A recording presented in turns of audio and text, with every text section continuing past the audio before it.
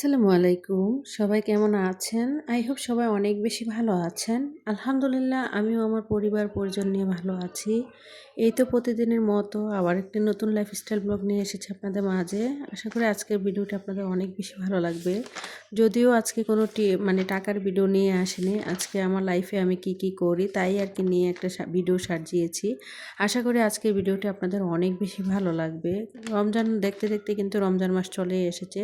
তো রমজান উপলক্ষে আমি আমার পুরো কিচেনটা ডিপ ক্লিনিং করব আজকে। আর ডিপ ক্লিন করে মনের মতো করে একটু সাজিয়ে নেব, তাই আর কি আজকে আপনাদের মাঝে শেয়ার করব। তো আশা করি ভিডিওটা আপনাদের অনেক বেশি ভালো লাগবে। প্লিজ কেউ স্কিপ না করে ভিডিওটি দেখতেই থাকেন। তো সকালবেলা কিন্তু অলরেডি নাস্তা হয়ে গিয়েছে, নুডলস রান্না করেছিলাম। তো নুডলস দিয়ে কিন্তু অফ ক্যামেরাতেই সবাই নাস্তাটা খেয়ে নিয়েছি। তো এখন কিন্তু বাজার নিয়ে এসেছিলাম আর কি কিছু সকালবেলায়। তো বাজারগুলো আর কি গুছিয়ে নিচ্ছি এক এক করে। আর শীতকাল যেহেতু প্রায় শেষে হয়ে যাচ্ছে, এখন কিন্তু শীতকালীন সবজি প্রায় শেষের দিকে। আর শীতকালটা আমার কাছে এত বেশি ভালো লাগে কি বলবো। কারণ দেখা গিয়েছে শীতকালে কিন্তু অনেক রকম শাকসবজি পাওয়া যায়। আর এই শাকসবজিগুলো খেতেও কিন্তু বাড়ি অনেক বেশি মানে মজা হয় আর কি। দেখা গিয়েছে গরমকালে আসলে এত রকমের আর কি শাকসবজি পাওয়া যায় না। তো তারপর যাই হোক এখানে আর কি শাকসবজি সব কিছু গুছিয়ে চলে এসেছি কিচেনে কাজ করার জন্য। আর দেখতে দেখতে কিন্তু প্রায় রমজান মাস চলে এসেছে। তো রমজান হচ্ছে রহমতের মাস, বরকতের মাস, আল্লাহর ইবাদতের মাস। তো রমজান মাস আসলে কিন্তু আমাদের প্রতিটা মুসলমানের মনের মধ্যে একটা অন্যরকম আনন্দ কাজ করে। আর এই রমজানকে ঘিরে কিন্তু আমরা প্রতিটা গৃহিণী বিভিন্নভাবে আর কি প্রস্তুতি নিতে থাকি। কেউ ঘর গোছানো বা বাসা বাড়ি পরিষ্কার করা, তারপরে দেখা গেছে কিচেন পরিষ্কার করা রমজানের একটা প্রস্তুতি আছে। তো আসলে আমিও চেষ্টা করছি আমি আমার সংসারের একটু একটু করে আর কি রমজানের জন্য কাজগুলো গুছিয়ে নেওয়ার জন্য। যেহেতু আমার কোনো হেল্পিং হ্যান্ড নেই, একা হাতেই আমার সংসারের কাজগুলো আমাকেই করতে হয়। তো দেখা গিয়েছে একটু আগ থেকে আর কি শুরু করে দিয়েছি। আমার অনেক আপুরা আছে আমার আগে থেকেই আর কি সব কিছু প্রায় রমজানের প্রস্তুতি নিয়েছেন। তো আমিও চেষ্টা করছি একটু একটু করে নেওয়ার জন্য, যদিও আজ থেকে প্রায় 6-7 দিন আরও বাকি আছে রমজানের। তো যাই হোক ভিডিওর এই পর্যায়ে এসে যে সকল প্রিয় মিষ্টি আপুরা আমার ভিডিওটি দেখছেন, প্লিজ ভিডিওটিতে একটি লাইক দিয়ে দেবেন, কারণ আপনাদের একটা লাইকই পারে আমার ভিডিওটা আরও অনেকের কাছে পৌঁছে দিতে। আর যারা অলরেডি এই কাজটি করে দিয়েছেন তাদেরকে জানাই অসংখ্য ধন্যবাদ। আর যে সকল প্রিয় মিষ্টি আপুরা প্রতিনিয়ত আমার ভিডিওগুলো দেখে আমাকে সুন্দর সুন্দর করে কমেন্ট করেন, সে সকল আপুদের জন্য রইল আমার অন্তরস্থল থেকে অনেক অনেক দোয়া ও ভালোবাসা। দেখতে দেখতে শূন্য থেকে শুরু করা এই ছোট্ট চ্যানেলটা দেখতে দেখতে আজ কিন্তু 2000 পরিবারের সদস্য হয়েছি আলহামদুলিল্লাহ। আপনাদের একটু একটু করে ভালোবাসা নিয়েই কিন্তু সামনের দিকে এগিয়ে যাচ্ছি। আশা করি শুরু থেকে যে সকল প্রিয় আপুরা আমাকে ভালোবেসে সাপোর্ট করে আমাকে একটু একটু করে আমার চ্যানেলটাকে সামনের দিকে এগিয়ে নিয়ে যাচ্ছেন, সেই সকল আপুদেরকে আসলে কৃতজ্ঞতা দিয়ে আমি ছোট করতে চাই না। তো যাই হোক এদিক দিয়ে কিন্তু আমি কিচেন পরিষ্কার করার কাজগুলো শুরু করে দিয়েছি। তো রমজান যেহেতু চলে এসেছে আর এখন যেহেতু শীতকাল, তো শীতকাল আসলে দেখা গিয়েছে আমার একটু অ্যালার্জি প্রবলেমটা অনেক বেশি বেড়ে যায়। আর দ্বিতীয় কথা হচ্ছে আমি কিন্তু ঠান্ডা জাতীয় কোনো কিছু খেতেও পারি না, ধরতেও পারি না। যার কারণে কিন্তু এই পুরো শীতের মধ্যে আমি কোনো পানি জাতীয় কাজ, পরিষ্কারের কাজগুলো, ফ্রিজ পরিষ্কার করা বা কিচেন পরিষ্কার করা, এরকম কোনো কাজই কিন্তু আসলে করতে পারিনি। তো এখন যেহেতু প্রায় শীতটা কমে এসেছে আর রমজানও চলে এসেছে, এখনও যদি আমি আমার বাসার এই কাজগুলো না করে নিই, দেখা গিয়েছে রোজা থেকে এই কাজগুলো করতে গেলে আমাদের গৃহিণীদের অনেক বেশি কষ্ট হয়ে যাবে। তো রমজান মাস আসলে দেখা গিয়েছে ইবাদত করতে করতে আল্লাহর নৈকট্য কামনা করার জন্য, তারপর দেখা গিয়েছে একটা ইফতারির ব্যাপার আছে, সেহেরির ব্যাপার আছে, সংসারের কাজকর্ম গুছিয়ে নিতে, তারপর কোরআন তিলাওয়াত করতে করতে কিন্তু আসলে সংসারের কাজ করা যায় না। তো যাই হোক একটু ভিডিও রিলেটেড কথা বলে নিই। এই যে দেখতে পাচ্ছেন আমার এইখানে কাপ রাখার যে স্ট্যান্ডটা, একটা আপু আগের ভিডিওতে কমেন্ট করেছিল আপু এটা কিভাবে লাগিয়েছ, আমি আপুর জন্য ভিডিওটা দেখিয়ে দিলাম। এই যে আপু এটা একটা ড্রিল করে আর কি, দুই দিকে ড্রিল সিস্টেম আছে, তো ড্রিল করে আর কি এখানে লাগিয়ে নিয়েছি। যদিও আজকের ভিডিওটা 25 মিনিটের একটা ভিডিও ছিল, আমি কিন্তু খুব ফুল স্পিড বাড়িয়ে দিয়েছি। তো ফুল স্পিড বাড়িয়ে দিয়ে মাত্র 13 থেকে 14 মিনিটের একটা ভিডিও করেছি। আশা করি আমার ভিডিওটা আপনাদের কাছে অনেক বেশি ভালো লাগবে। আর ভালো লাগা দিয়ে, ভালোবাসা দিয়ে ও প্রতিনিয়ত আমার আপুরা কিন্তু আমার ভিডিওগুলো দেখে আমাকে সাপোর্ট করে যাচ্ছে। তো যাই হোক, এদিক দিয়ে হয়তো দেখতে পেয়েছেন আমি কিন্তু যে এই যে কিচেনের যে ওয়ালটা, এই ওয়াল দেয়াল আর কি, এই যে টাইলসগুলো কিন্তু একটু একটু করে সাবান পানি দিয়ে আর কি মুছে নিয়েছি।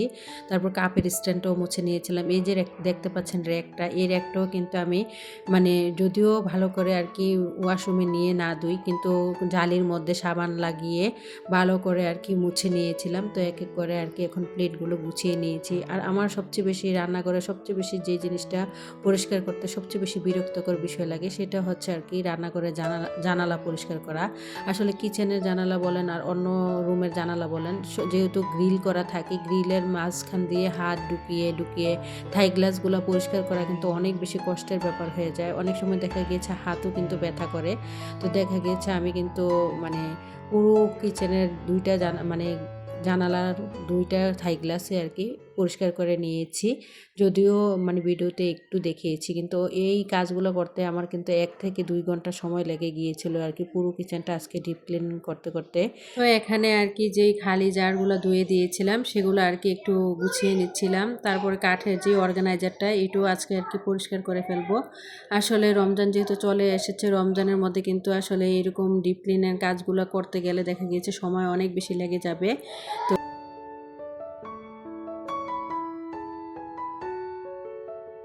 তো রমজান দেখতে দেখতে চলে এসেছে, দেখা গিয়েছে রমজানের আরও অনেক প্রস্তুতিমূলক কাজ আছে, তো সেগুলো অবশ্যই নেক্সট ভিডিওতে দেখতে পাবেন। তো যেহেতু দেখতে পেয়েছেন আগের ভিডিওতে বাসা পরিষ্কার করেছি, এখন কিন্তু কিচেনটাকেও আজকে পরিষ্কার করে আর কি একটু মনের মতো করে গুছিয়ে নেব।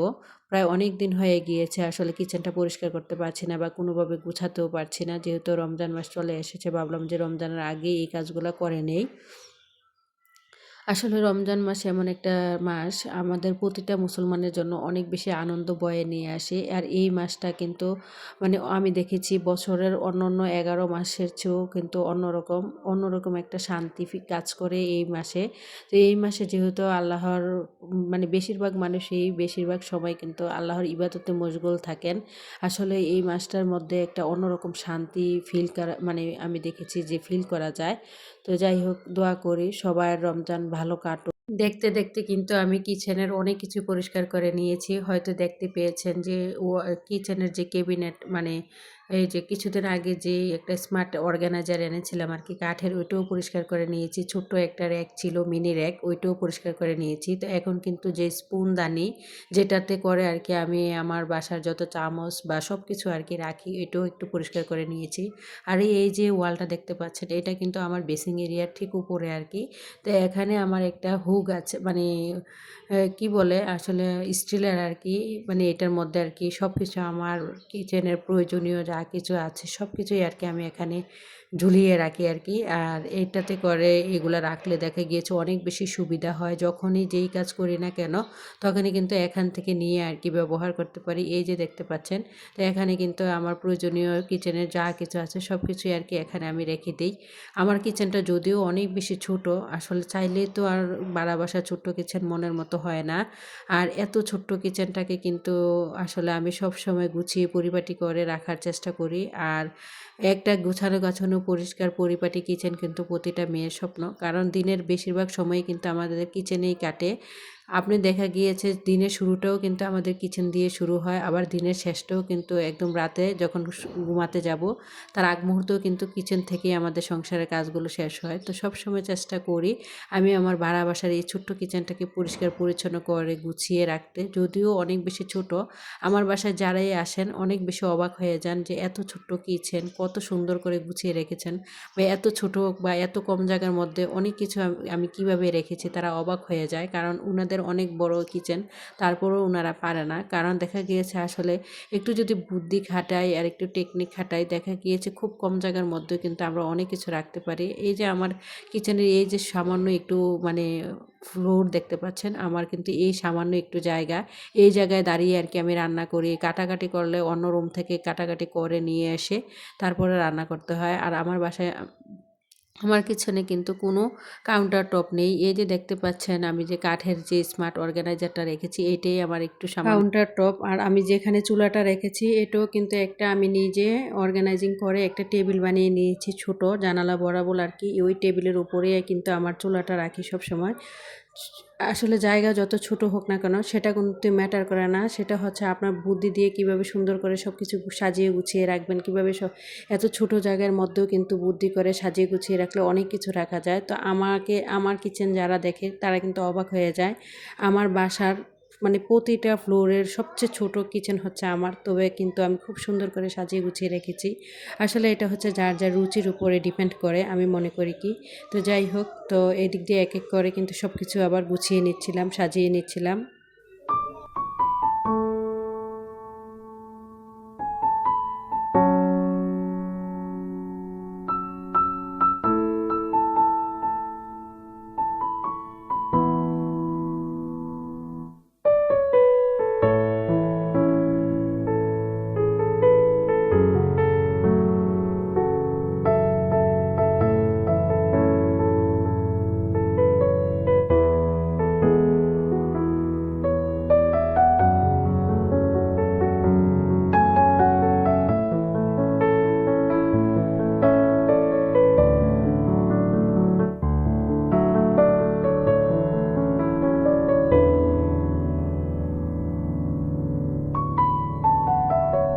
তো যাই হোক, এদিক দিয়ে কিন্তু পুরো কিচেনটাকে সাজিয়ে গুছিয়ে সোজা চলে এসেছি দুপুরে রান্নাবান্না করার জন্য।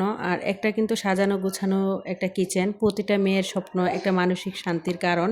কারণ দিনের বেশিরভাগ সময় আমাদের কিন্তু কেটে যায় গৃহিণীদের কিচেনের মধ্যেই। তো এখানে আর কি আজকে রান্না করে নেব ভুট্টা শাক আর কালো বেগুন দিয়ে, টমেটো দিয়ে, মাছ দিয়ে। আর ভুট্টা শাকটা কিন্তু আমার অনেক বেশি পছন্দের একটা খাবার। যদিও এই বছরে আমার কিন্তু ভুট্টা শাক খাওয়া হয়নি, তবে আজকেই ফার্স্ট রান্না করব।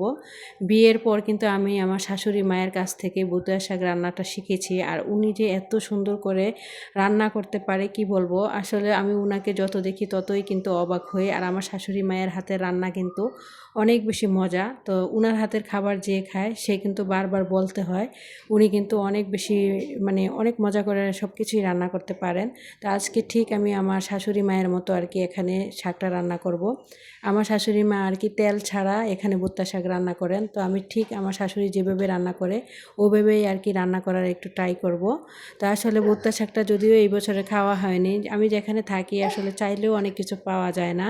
তবে শহরের চেয়ে গ্রামের তুলনায় কিন্তু সব কিছু বেশি পাওয়া যায়। তারপরেও অনেক সময় দেখা যায় সব কিছুই কিন্তু শহরেই বেশি পাওয়া যায়, গ্রামে অত বেশি পাওয়া যায় না। কারণ গ্রাম থেকে সব কিছু কিন্তু শহরে বিক্রি করার জন্য নিয়ে যায়। তো যাই হোক, এখানে আর কি আমি আমার পছন্দের ভুট্টা শাক রান্না করে নেব। এই যে এখানে কাঁচামরিচ দিয়ে দিয়েছি, আর এই যে রসুন কিন্তু আমি থেতলে দিয়ে দিয়েছি। আর এভাবে কিন্তু তেল ছাড়া এই শাকটা রান্না করলে খেতে অনেক বেশি মজা হয়। যারা কখনো খাননি অবশ্যই ট্রাই করে দেখতে পারেন। তো যাই হোক, আমার পরবর্তী ভিডিও দেখার আমন্ত্রণ জানিয়ে আজকের মতো ভিডিওটা এখানে শেষ করলাম। সবাই ভালো থাকবেন। খোদা হাফেজ। আসসালামু আলাইকুম।